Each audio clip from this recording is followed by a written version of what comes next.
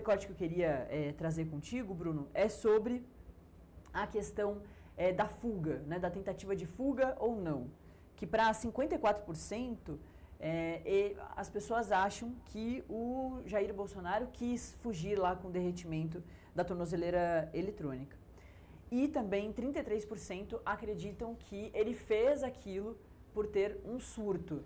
Então é muito mais, o Datafolha também quis analisar um pouco essa história, né, do convencimento ali do ex-presidente Jair Bolsonaro, da defesa dele em relação à tornozeleira eletrônica. Isso tudo importa no sentido ali, principalmente para os bolsonaristas que estão escolhendo esse herdeiro político, para entender, né, se as pessoas acreditam no discurso do ex-presidente Jair Bolsonaro, ou se não, se é melhor já ir isolando o ex-presidente Jair Bolsonaro e começar a definir todas os novos caminhos sem contar muito com ele. Afinal de contas, uma pessoa que está em surto é difícil de ouvi-la, né? Então é importante saber se as pessoas realmente entendem que ele está surtado e que é melhor deixar de ouvir o ex-presidente Jair Bolsonaro.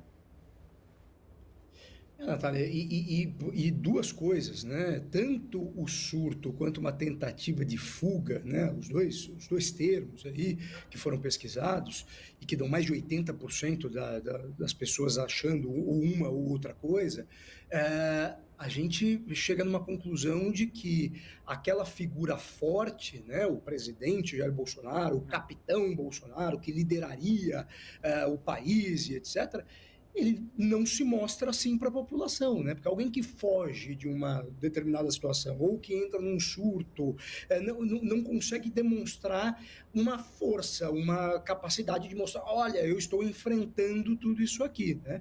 E quando a gente faz um paralelo do que foi a prisão do Lula, quando o Lula sobe, vai lá no sindicato se entregar e faz um discurso efusivo, dizendo que ele não era uma pessoa, era uma ideia, que não iam prendê-lo, aquela coisa toda, você vê uma diferença muito grande de atuação nos dois processos, né? E isso é ruim quando você faz esse comparativo para o presidente Jair Bolsonaro. É bem verdade que muita gente vai dizer, mas a prisão de Jair Bolsonaro está sendo injusta, é uma prisão que não tem a ver com desvios de corrupção e etc., como foi no caso do Lula. Mas o fato é que a imagem que se fica é de alguém que estaria ou em surto ou fugindo, o que não combina com um capitão que lideraria o país no momento em que o país está precisando, já que o governo Lula é um governo também rejeitado pela maioria da população brasileira, né? A gente está num momento em que as pessoas olham para o governo Lula com descrença, né? Então tudo isso